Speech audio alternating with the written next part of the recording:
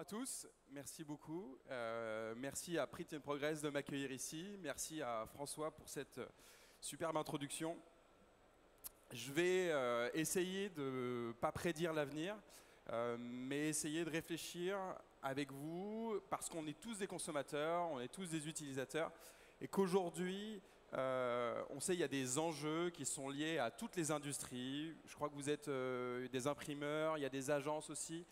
Bref, il y a plusieurs acteurs des chaînes d'impression, mais avant tout, on est tous consommateurs. Quand on a monté la startup MyPack, j'ai plusieurs associés, dont un qui est historiquement dans l'impression. Et lui, sa première idée, c'était de me dire qu'on n'allait pas enterrer Gutenberg. Et c'est vrai parce qu'aujourd'hui, quand on parle de digitalisation, on a souvent tendance à dire que le digital va enterrer le physique, ce qui n'est pas vrai. On peut éventuellement voir des transformations. Il y a le livre, l'industrie du livre notamment, avec le Kindle, mais on s'aperçoit qu'au final, ça a une tendance à se stabiliser. Il y a aussi les brochures et les leaflets. Mais en tout cas, dans notre domaine, dans mon domaine, qui est le packaging et le produit, on ne peut pas enterrer le physique parce qu'il y a toujours ce rôle essentiel du packaging qui est cette enveloppe protectrice dans un premier temps et informationnelle dans un second temps. Mais toujours dans cette industrie du pack, il y a des enjeux qui apparaissent. François en a cité quasiment la totalité. Nous, on en a identifié effectivement certains, et dans les plus connus sont le recyclage. Ça, c'est une vraie problématique. Il y a évidemment la traçabilité, pouvoir suivre un produit, pouvoir suivre tout son parcours, de la production jusqu'à la consommation. Et évidemment la personnalisation, parce que les marques veulent pouvoir parler à leurs consommateurs de façon individuelle, et le consommateur exprime à la marque une envie d'une expérience unique. Donc, comment on peut, nous, start-up, répondre à ces enjeux? Et MyPack, qui est donc le packaging connecté, a une tagline qui est de rassurer, d'accompagner et de divertir. Le packaging connecté, vous en avez une illustration ici. Effectivement, on va pouvoir travailler avec des marques et proposer un relais digital, transformer un packaging physique en un portail vers de l'information digitalisée. Ce qui nous permet de répondre à un troisième besoin de l'utilisateur, c'est de permettre d'accéder à de l'information de façon simple, rapide, parfois traduite, parce qu'on a la capacité aujourd'hui de reconnaître la langue par défaut du téléphone et donc de traduire le contenu, et donc de rassurer l'utilisateur, rassurer dans son parcours et son interaction avec le packaging. On travaille aujourd'hui, on a la chance de travailler avec des grands groupes, notamment donc Orange. On a connecté toute la gamme maison de Orange, donc la Livebox, Airbox et autres. Et on va accompagner l'utilisateur dans son expérience produit. C'est-à-dire qu'on va lui permettre d'accéder par une simple authentification du packaging aux tutos d'installation, aux sites d'assistance de dépannage. On travaille également avec Danone Waters, qui a une réelle ambition d'innover et de proposer des nouvelles expériences à ses utilisateurs. Alors, on travaille sur des expériences de réalité augmentée. Vous l'avez juste au-dessus là-haut, on a fait un gros lancement en Indonésie avec la marque Aqua, qui est l'équivalent d'Evian en Indonésie. Et pour la fête nationale indonésienne, on avait une petite réalité augmentée, un petit filtre à la Snapchat qui vous grimait aux couleurs de l'Indonésie et qui vous permettait de la partager sur les réseaux sociaux et de partager votre patriotisme. Et puis, on a aussi des sujets où on vient vraiment pousser la personnalisation, et ça, c'est rendu possible par les industriels, notamment HP avec ses presses Indigo, et puis évidemment les agences qui phosphorent autour de l'idée de proposer des expériences personnalisées, et puis des partenaires industriels. Alors on en a plusieurs, je ne les citerai pas tous, mais on a par exemple Sliver, on a Ceram, on en a plusieurs, et qui industriels qui ont un vrai savoir-faire, qui sont alertes sur ces besoins de marque et ces besoins de marché et qui actionnent une transformation au sein de leurs industries, de leurs équipes pour permettre la personnalisation des produits. Alors comme exemple, on a une marque de whisky qui s'appelle Nagelan où on a imprimé chaque packaging unique et identifiable. Donc avec l'appli MyPack, on peut le reconnaître, ce packaging.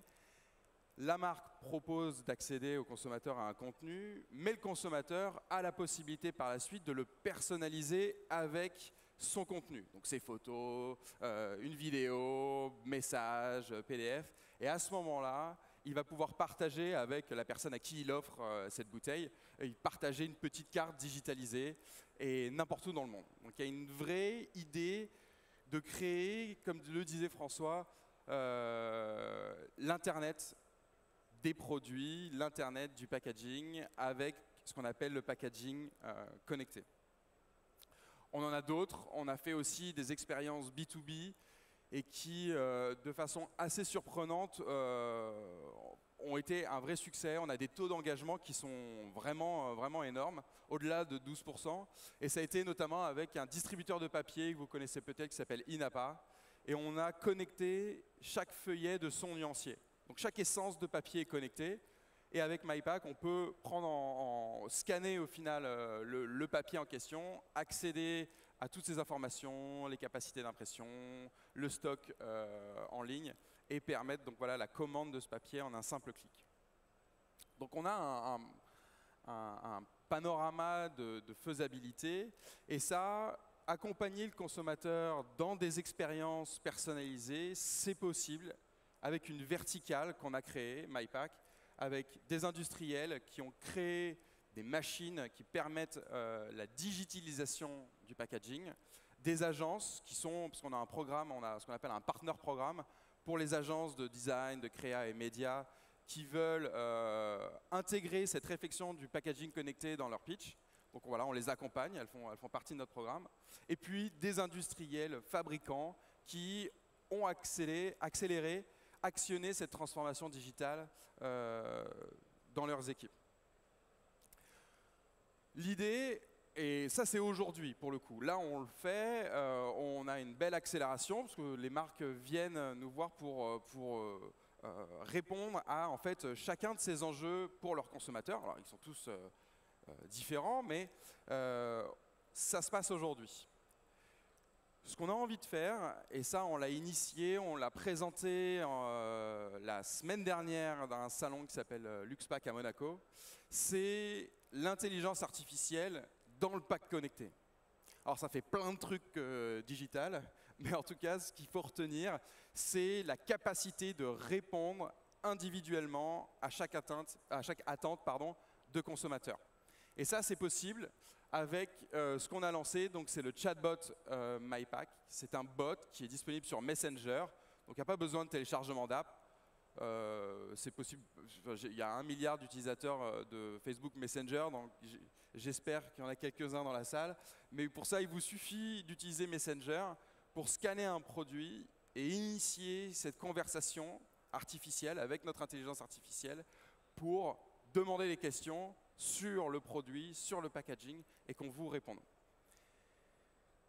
Ça c'est opérationnel, ça fonctionne, on l'optimise aujourd'hui et c'est un vrai succès parce qu'on a fait tomber une des barrières dont nous parlaient les marques qui était le téléchargement d'une app.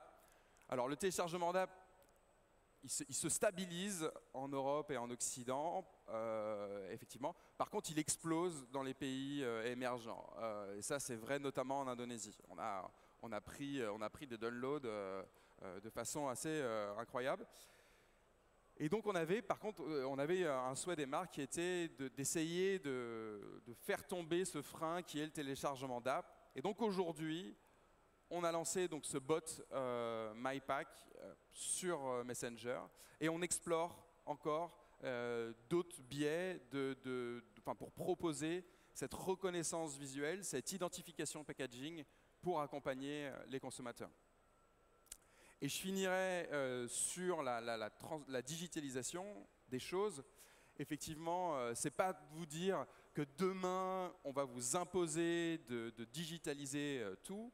C'est une transformation qui se fait au flot des souhaits des marques. Toutes les marques ne sont pas prêtes. Certaines sont assez avant-gardistes. Danone en est une. On travaille vraiment sur des sujets passionnants avec eux.